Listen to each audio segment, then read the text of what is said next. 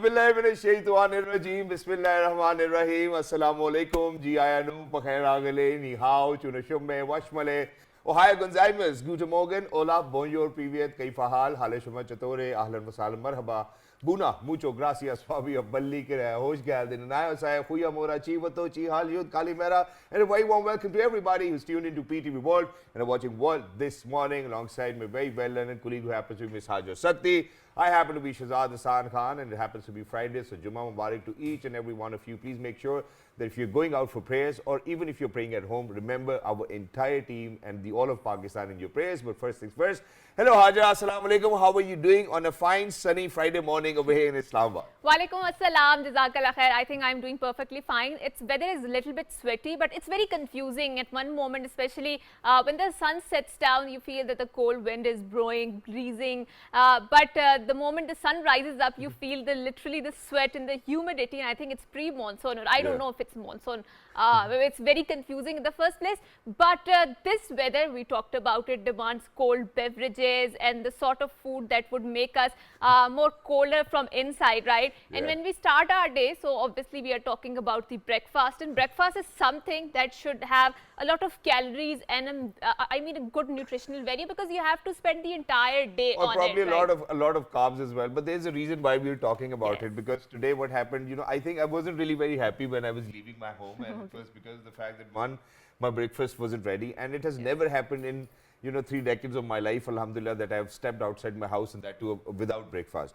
And then number two, so I had to get breakfast from a fast food chain, and they did had a hash browns, and I was like, okay, whatever, it's all right, you're going to have a great day. So I kept on counseling myself, and then I thought about that, okay, when we used to go to our friends' villages, the breakfast over there is so healthy, Haja, that you cannot even imagine. Or probably, we feel like it. So imagine there's going to be, paratha with a lot of bulls in it, So ballo wale parathe, ladies and gentlemen, are very famous with, desi ghee and whatnot. And then there's going to be makhan, then there's going to be desi chicken, and then there's going to be some dal, and then eggs and whatnot, and lassi, obviously. And lassi, obviously, will then make you feel a little more sleepy right after your breakfast. I think the parathas are also going to make you feel very sleepy, because there's so much calories into it, and when you eat 2 parathas, because they have a lot of nutritional value and they have a lot of desi ghee on the top of it, so the moment you gulp it down, you would definitely feel that you're getting very sleepy about it. But since I belong to mountainous area, and how's the breakfast over there?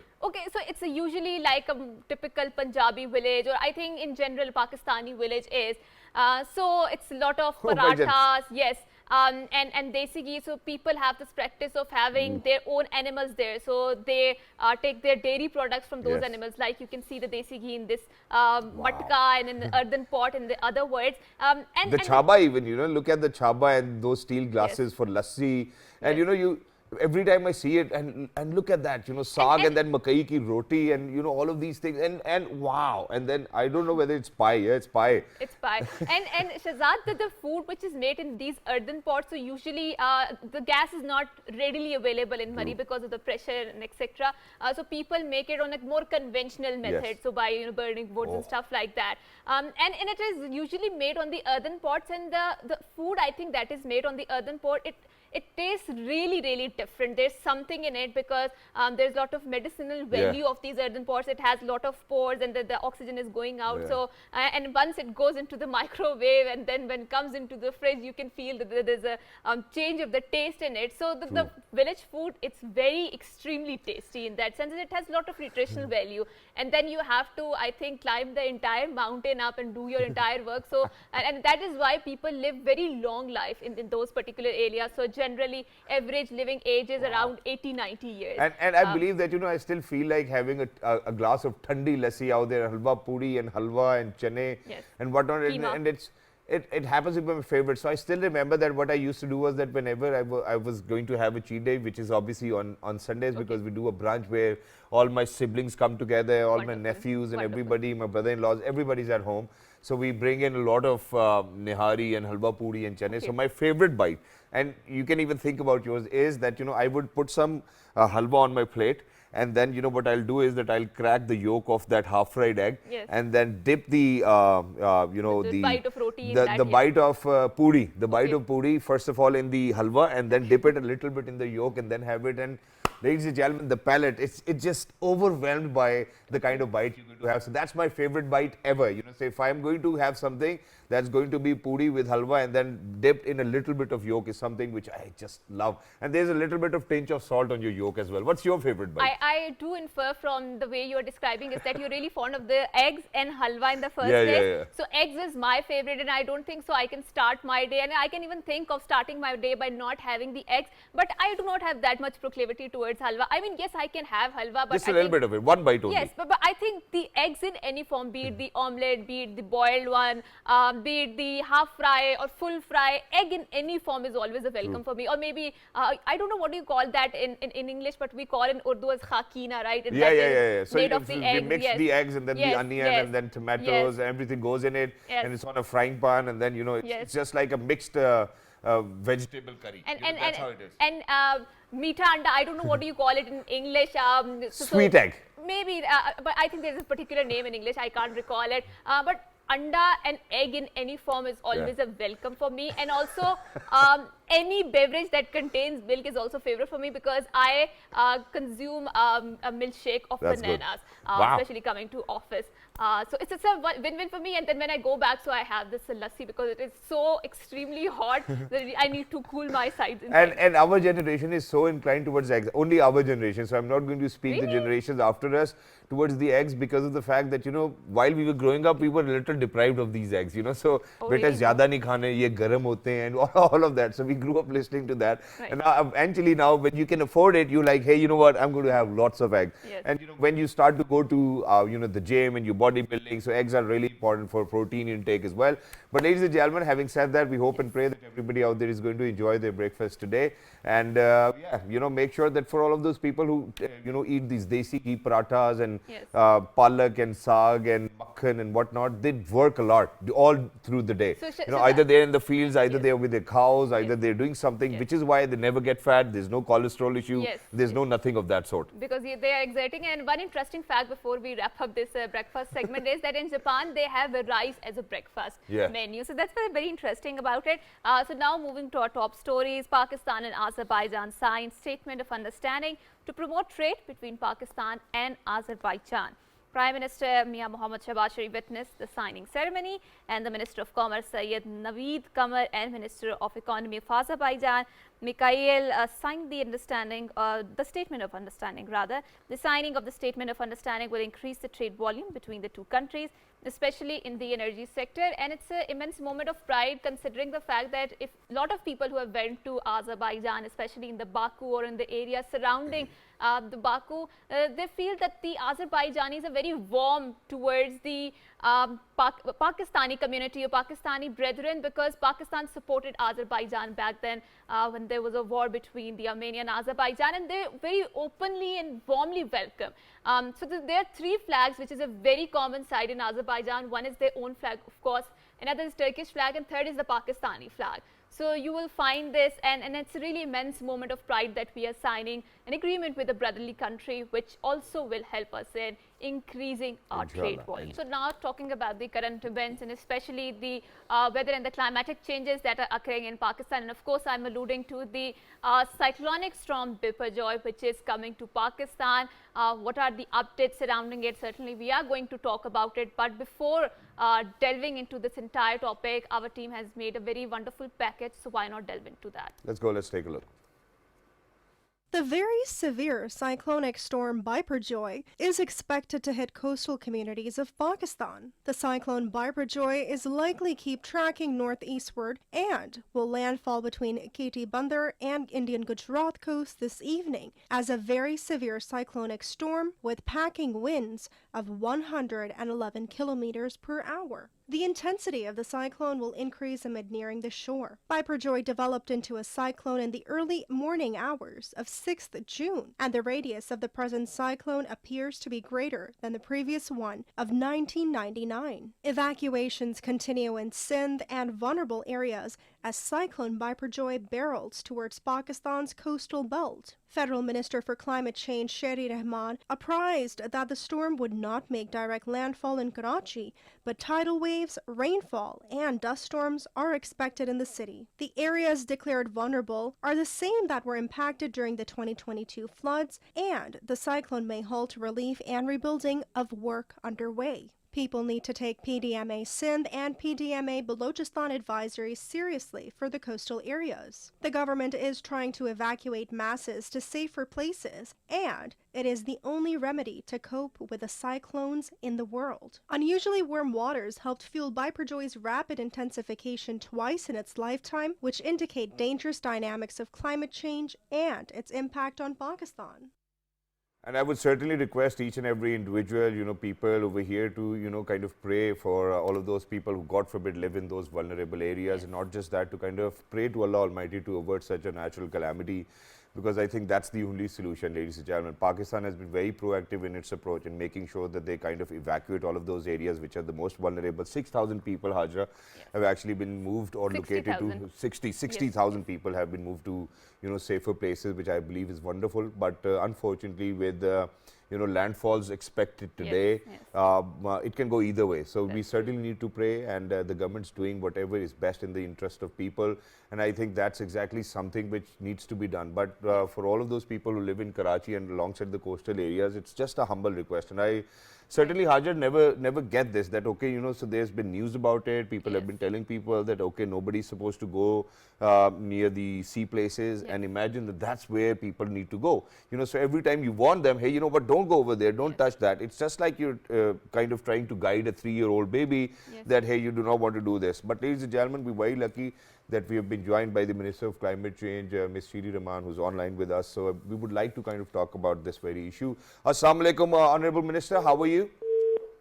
I think that the line has dropped and we are trying to reconnect with her, but certainly Ms. Sherry Rahman, our Minister for the Climate Change, has also warned about, since the intensity has broken a little bit because the storm has hit the Kutch area of Indian Gujarat, and now it's moving to it, and she has tweeted that we should not read too much into the weakening of the storm because the unpredictability element of the storm still stands out, and we should not take it casually. And like Shahzad mentioned, people need to be very careful because NDMA and PDMAs have taken very proactive approach, targeting people, especially through the messages, and through the local authorities have also went door to door, making sure and ensuring that people are evacuated from that particular area, which is very vulnerable in the first place. And these cyclonic storms, they are not a commonality or normality in Pakistan. I think this is the first time we have heard that a cyclone is coming to hit our coastal areas. It's not really the first time, so I've heard about it, I think at least twice or thrice, but it never did take place. Which is why, a lot of people are actually not taking it that seriously, that, since it has never happened, so it's not going to happen this time around. And, even if we are to kind of, but ladies and gentlemen, we're very lucky that we've been joined by the Honorable Minister of Climate Change, Ms. Sherry Rahman. She's online with us. So where are we if we are to kind of talk about Biparjoy? Because just recently we played a report where it mentions that it's certainly likely to hit all of those vulnerable places where the 2022 floods came in as well. And how is the preparation of the government? Well, the preparation was actually quite stellar compared to any other time. All vulnerable areas were evacuated, number one. But as you know, the cyclone has dissipated its landfall, or will be dissipating its landfall through the course of the day in Indian Gujarat, where it landfell last night, and it's completing its landfall. It's completed it in a very, very high impact, break into it barrels to Indian Gujarat and veered east from literally right of our border. So Alhamdulillah, it's been a great relief, but obviously those coastal areas that I mentioned earlier, particularly Sajawat, Thatta, they are all fairly inundated from the sea level rise and the rain pattern, which most of the earlier areas mentioned are also coastal areas. Of course, are still to expect rainfall and some level of rain, but the worst of the monsoon, the cyclone rather, the severity has passed, and so we are past it. Our next challenge is to look after the people who are in the evacuated camps Many of their homes are inundated and not ready for return right now. So we will be circling back today in meetings with Sindh authorities, the CDMA, and our federal SUPARCO agencies to give us some mapping of who can return and who cannot. Right. So, Ms. Sherry Rahman, we have heard this. Do you think that these cyclonic storms, and there was a flood last year, are the pattern that fits into the broader climate change? Because there was a report by the World Weather Attribution which has found that the climate crisis has played in increasing the intensity of the rainfall by about up to 50% in the first place, because these cyclonic storms hitting Pakistan, that was not a very novelty in the past years. But in the few years, we have seen that these climatic crises has exacerbated a lot of conditions. I'm so glad there is some literacy on climate change in the media. Good for you, but the rest of the year, the media really doesn't want to know. When policy changes are made or where recommendations are pushed through even cabinet and policies accepted, the media barely highlights them. They're far more interested in day-to-day, episodic, hour-to-hour politics. So really nothing is going to change until people are going to understand that you can't just focus on climate change breathlessly when a disaster strikes. It has to be sustained action through the year and a mainstreaming of the problems and challenges that climate change will inevitably bring, and the transition in lifestyles and land use and many other essentials needed to bring a shift, at least in terms of adapting to the vagaries and harshest impacts of climate change. Now, Pakistan is not a big emitter; it's less than 1%. So we have not contributed to the greenhouse gases that lead to accumulation that leads to global warming.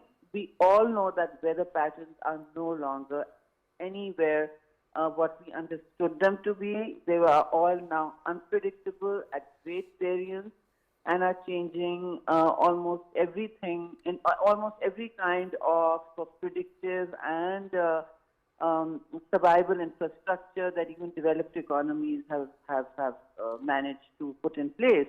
Because if you can see that Canada has been battling a number of wildfires, they continue. True. And it's a highly resourced, well-prepared, resilient country, but when the climate-driven extreme weather events attack a community or a country or a region, then very little can be done except to save lives. Infrastructure is very hard to save, especially in flooding, etc.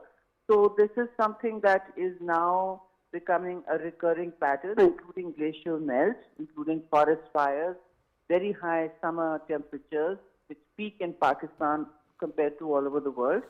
And it's something that we need to take cognizance of all year round. When we make a policy, given several this year, they don't even get past the metro pages, if at all. If I give a irresponsible political statement, well, it's going to headline the whole day. Exactly. Honorable Minister, just one last question. I have to go. I'm in a recon meeting. I'll have to go. I'm very sorry. All right, sure, no problem. But thank you so much for your time. Thank you so much. And ladies and gentlemen, to be very honest, I think certainly wanted to mention was that, just 4 or 5 months ago, Haja, her name was mentioned in the top 100 most influential people who've actually kind of represented their own country in that too, in terms of climate change, where Pakistan was vulnerable. And she even spoke about it. She literally mentioned that, that it's not because of Pakistan that we have contributed to the greenhouses, green gases as well. Eventually, I think what people really need to understand is that she happens to be one of those amazing people who represented Pakistan, in all of those conventions which have taken place. Not just that, made the world understand that it's because of them that Pakistan is vulnerable to such climate change as well, and such sorts of impacts. That's very true, and I think she has also a new book in her title, and that is very interesting and amazing, especially the one who wants to read about it. And the matter of the fact is that she has again and again said that these recurring patterns of the extreme abnormalities of the climate change, they're extremely disturbing for a country like Pakistan, because we do not have, like our Minister Sahiba mentioned, very developed resources which can help in coping up the climate losses. And last year we suffered $30 billion of the loss because of the climatic conditions, and Pakistan Pakistan is suffering and does not have the resources, and it's not in the first place a contributor towards this climate change, and all of these events, all of these abnormalities are definitely impacting Pakistan.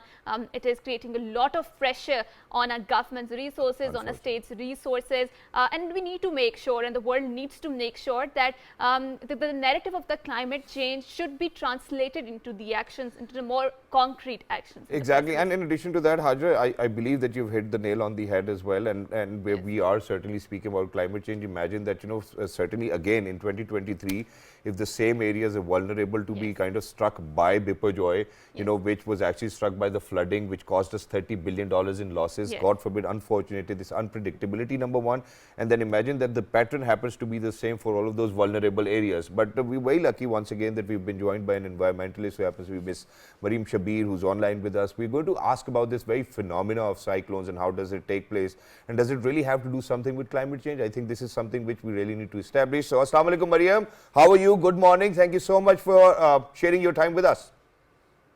Walaikum salam. Thank you. Good morning. Thank you so much once again. So, Maryam, first thing first, for our audiences and for us to understand it better, do you think that this cyclone phenomena exists because of climate change, or do you think that it's just a natural phenomena which takes place over time? Or the intensity, the increase in the intensity is linked to the climate change? Well, as you said, our female anchor, the intensity has to do with climate change because, with the passage of time, carbon dioxide emissions are increasing, and so the absorption capacity of carbon dioxide absorption capacity of oceans and sea is reducing. They absorb carbon dioxide, which is emitted into the air. So increase in sea level rise and increase in temperature. It intensifies the intensity of cyclones, of course, and cyclones occur on, of course, in oceans and seas when temperature is like 27 degree or more. So with the increased global warming, the 27 temperature degree it's not hard for oceans to form cyclones. So of course it has like strong links with climate change as well. All right, and in addition to that, I'm very sorry that I'm going to bring in this conversation, that too on a very lighter note. I still remember that, I watched this film titled Tornado. And so they had this very simple technique of having these metallic balls which they used to release in cyclones, and the cyclones would disperse. Do you think that scientists have actually worked on how to disperse a cyclone? Do we have such a technology over here, or do you think we are way behind from that film?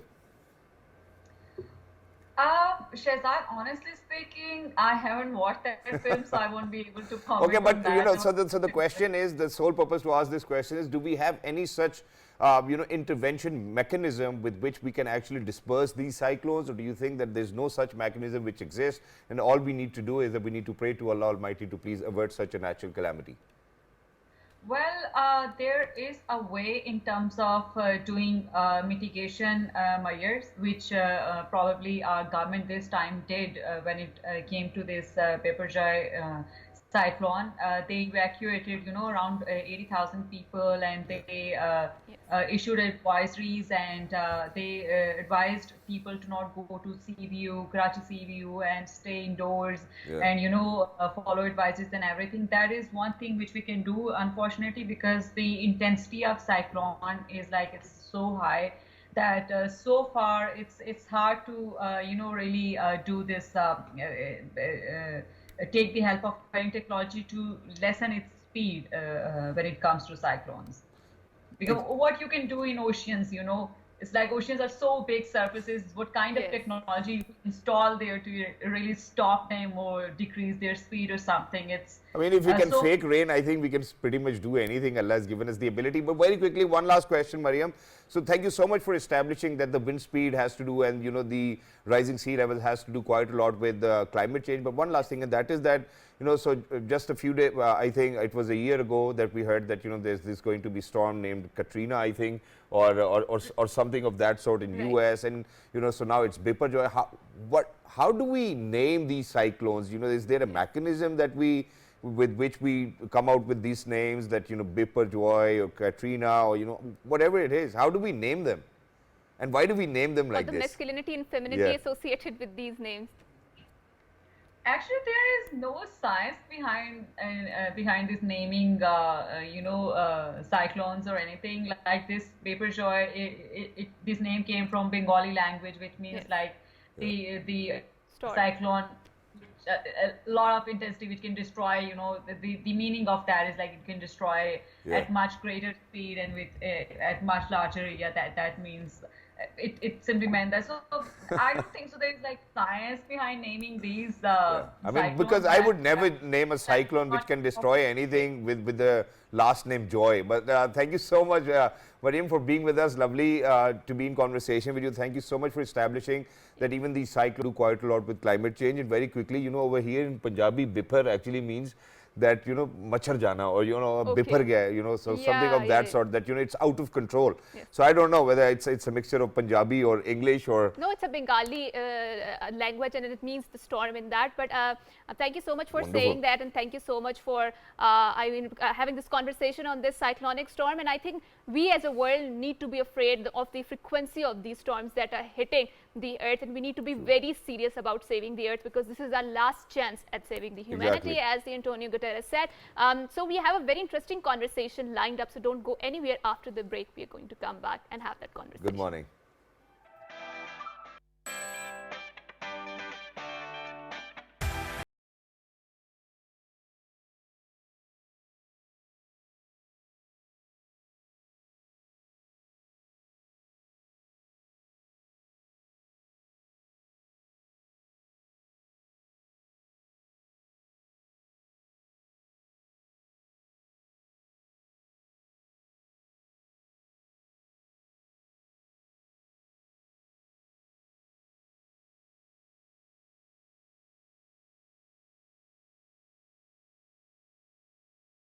All right, ladies and gentlemen, welcome back. Thank you very much for staying tuned, and for everybody who just tuned into PTV World, you're watching World this morning. I happen to be Shahzad Hassan Khan, and with me, I'm very lucky to have been joined by my very well-known colleague, happens to be Ms. Haja Satti. A lot have been spoken about Biparjoy and climate change and how Pakistan is so vulnerable, and that too without kind of contributing to the greenhouse gases. But now, ladies and gentlemen, coming back to how everybody wants to be an entrepreneur in this era, and it's a brilliant idea because of the fact that you're creating more job opportunities. Yes. Now, we've had a lot of Pakistanis to speak about entrepreneurship, and Yes. I truly believe that, when you are located differently geographically, Yes. I believe that, that the mechanism or the dynamics of business are very diverse, and especially when somebody has expanded their business into more than 85 countries, and that too with women hair products. Ladies and gentlemen, we're very lucky that we've been joined by people who will be speaking about it and how they kind of contributed to make sure that they're going to have a business which will be over 85 countries and finally operated from Pakistan. It feels wonderful, and we're very lucky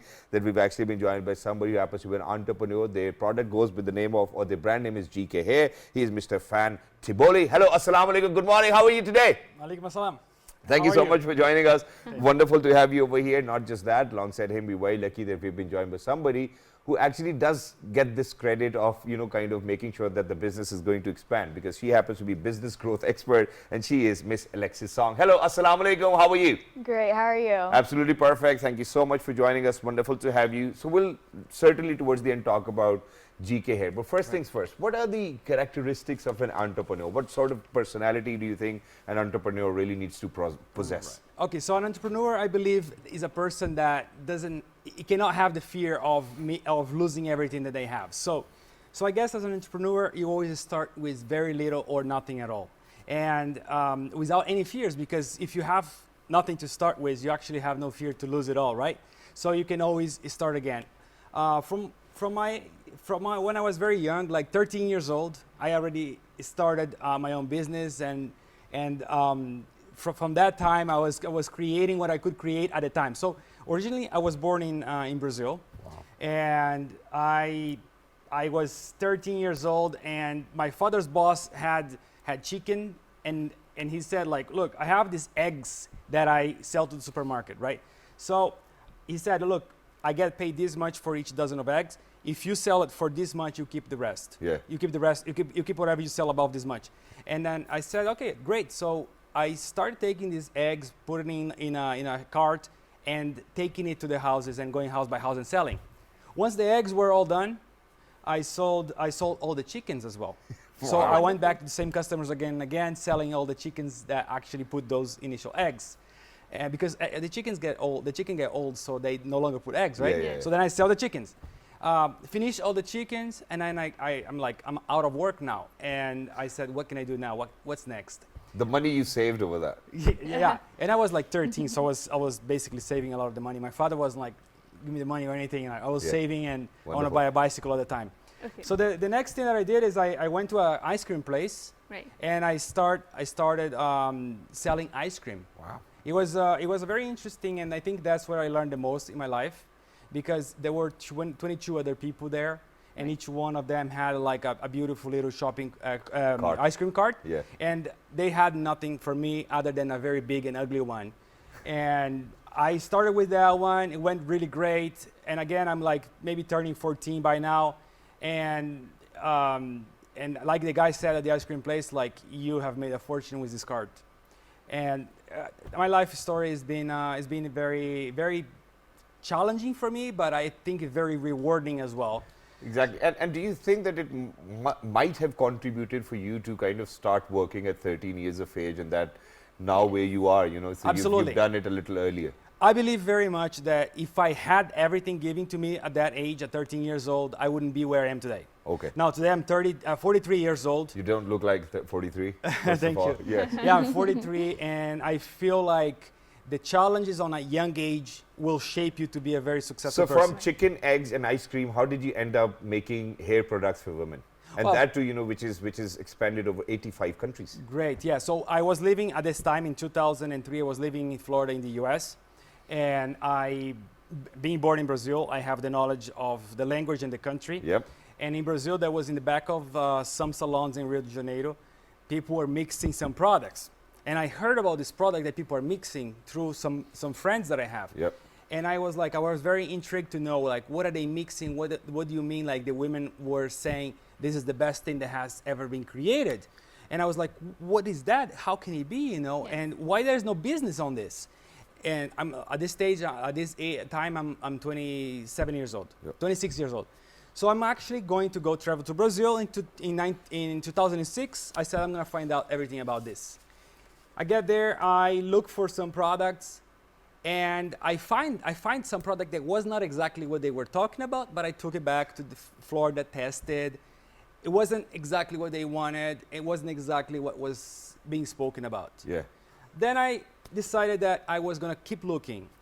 Internet was already big at There, the time. yeah. 2006 already big. And I'm searching on the web and talking to everyone that I could. I was able to find a few different small factories or people making basically in the back of salons. I took some bottles to Florida, started selling to people in Florida. At this time, I was in real estate in Florida. And I started driving around South Florida, selling salon by salon. Same style again as the egg, the chicken, and the ice cream. And The brand name was the same? no, so at the time, that was not even a brand. Okay. It was a clear bottle. That's it. A clear bottle with no label or anything. Yeah. So I'm going And it salon was by cheaper, salon. so people were willing to buy. It was not actually cheap. Okay. It was. We're talking about a small bottle at the time. We were selling for $85. Wow. Yeah, $85 on a small bottle. So you know, you as an entrepreneur, and for the very first time going into a shop to sell your bottle, you did realize that it was too expensive, right? You know, Yeah. $85 at that time, 2006, it was too much. But it's not about how much something costs. Yeah. It's about how much you believe you can sell. True. And also what it gives back to the customer. Exactly. So you could sell something that's $5, it gives no results, it's too expensive. True. Now, however, this was $85 and it gave a lot of results and profitability. And salons. how much were you saving at that time, you know, in an $85 bottle? So I was able to turn around and make double as much. Wow. Double as much, so I was keeping pretty good on that. And within 3 months, I was making more money selling this product than in real estate. Wonderful. So real estate no more, right? That's wonderful. Now moving to Mr. Alexis. So you have, do you believe that it's important to have the degrees in order to proliferate your business? Because your designation is very interesting. It is business growth, right? It is related to the business growth. So what sort of opinion do you have regarding the business and entrepreneurship? Because a lot of companies, especially the unicorn ones, they are not encouraging or they do not want want to have a degree in the first place, because they're looking for the skilled people in the market. And do you think, is it always heard by the company that, okay, you have this idea, You have a want- bachelor, Yeah. the PhD or the masters, to be able to get a more, pertinent employment in the market? Yeah, actually, I do have an opinion on that, and I don't think that a degree is important. For example, Van actually never went to school, like got a college degree. I actually never finished college as well, because actually at the beginning of my career, I started in the tech industry, which is actually minority is women, of course, and I really do believe that as long as you have the skill set, that is the most important thing. As well, second, of course, your mindset, because at the end of the day, everything is in your mind, right? If you can tell yourself that you can do it, you believe in it, you can absolutely achieve everything. So for me, as an immigrant, I moved to the US. College was very, very expensive, and I thought that school was not actually teaching me. what you wanted to learn. Sorry? So school wasn't teaching you what you actually wanted to learn. Exactly. Yeah. It wasn't teaching me what I wanted to learn. I felt like I was just reading textbooks, and I just wasn't learning much. So I felt that I could teach myself and learn by myself out in the real world. So I put myself out there, and that is actually how my career began. But do you feel that the women face that sort of glass ceiling in the first place, that they're not able to climb up to the top, especially in the corporate environment, and it is being shuttered down by a lot of entrepreneurship, because you see a lot of women entrepreneurs coming up in the first place? Yeah, I definitely do think that there are disadvantages that women do face. Of course, we are the mothers, we spend more time with our children, but I do believe that if we can advance with the future, like there's a lot of technology being developed right now. We're after COVID with the world of remote working as well. We can definitely take advantage of that, but of course, these are problems that we need to constantly keep addressing and empowering each other. Exactly. So in the first place, I think Van happens to be very lucky, and it's because of the fact that for all of those Hollywood films I've watched, if the guy does not have a degree, it's really hard to land a partner. Number one. Number two, I believe that, if you are using the GK hair products, your hair look nice. I think it's very authentic, and people really need to check it out. But very quickly, because you happen to be somebody who who's responsible for the growth, and you're the growth expert. How important is the market analysis, and how do you make sure that that product which you're going to sell in Pakistan or elsewhere in the world, do you think that there certainly needs to be some slight changes and tweaks, for example, with the scent and with the flavor and how things are? Do you think that market analysis is very important for any entrepreneur to be out there, or is it just the passion and the resilience bit of it? I think there's a little bit of both, but I also do think that obviously the market is very different in other countries, but I do believe that questioning everything is one of the biggest things, right? So always questioning your competitors, the products, and what you can do to improve. And I think that Van can also expand on this. Exactly, please. Absolutely. The fragrance of the product, the quality of the product, we've never compromised on making the highest possible quality on our products. So our products are made with supernatural ingredients. There's no harsh chemicals or anything. We are compliant to sell in all countries in the world.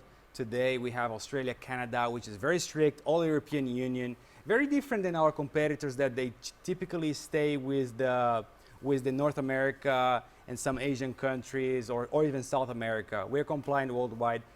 In addition to that, another thing that we have been doing in the business is we're being very also worldwide sustainable.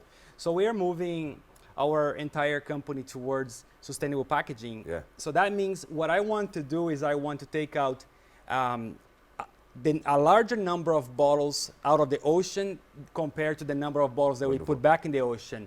Because our customers eventually, they will always trash a bottle of ours is always going to go in the ocean somewhere. Exactly. But if we have to make 10 bottles, to make 10 bottles, we should take 10 bottles out of the ocean first. And in addition to that, just because we are speaking about how important it is for any entrepreneur out there to, kind of undergo a market analysis. So imagine there's a growing market of bald men out there. Yeah. Unfortunately.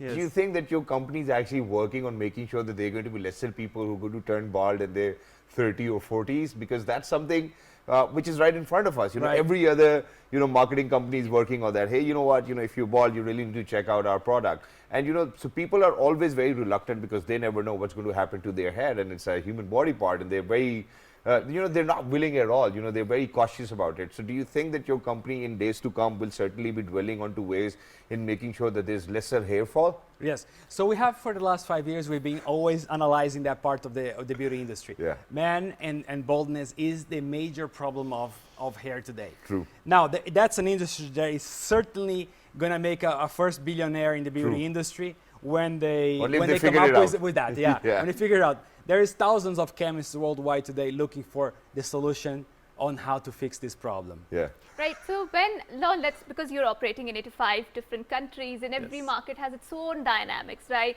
So are you mindful of the concepts of the globalization and the localization, because there are cultural sensitivities in different markets, right? Or do you have the same product which is sold over in the different countries in the first place? So we start with the highest possible bar, and from there we can lower from there. So we go to compliance as an example. Be compliant in a country like China or Canada is extremely difficult. Yep. Those are the first countries to change the rules. So from there, if you make a formula that is really high quality, and compliant, then you can fit into selling all the other countries. True. So that's how we start. So make the best and then start. Yeah, with it. because obviously it's very easy to make a product that's compliant to the US standards, as an example. US is much of a freedom to do what you want on your products. But it's not enough, because then you only sell in the US market. True. So that's how we do in that part. As far as other compliances like in the world, we count on a lot of help from our distributors, our importers in different countries. We have offices in 9, 10 different countries today, ourselves, that we handle. We have people that speak the whole company. We speak 12 different languages in the company, so we are able to do a lot of ourselves. But we still need people that speak different languages to be compliant in all the other countries. Wow, and it's wonderful. And certainly, ladies and gentlemen, the sole purpose was to have them over here to kind of share a real-time example. And this gentleman, the lady herself, has done it, for themselves. They're operating in 85 countries. And, so imagine that they still know that how they need people from different backgrounds, from different cultures to kind of do the compliance bit of it. But very quickly towards the end, I'll move on to you. So I can see you wearing henna on your hands.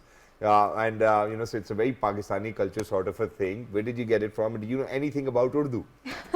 I actually do not know much about Urdu. I just learned a couple of words. For example? Shukriya. Shukriya. And I got this henna done from a beautiful friend named Can you show it into the camera as well? Yes. Yeah. I think it looks very beautiful.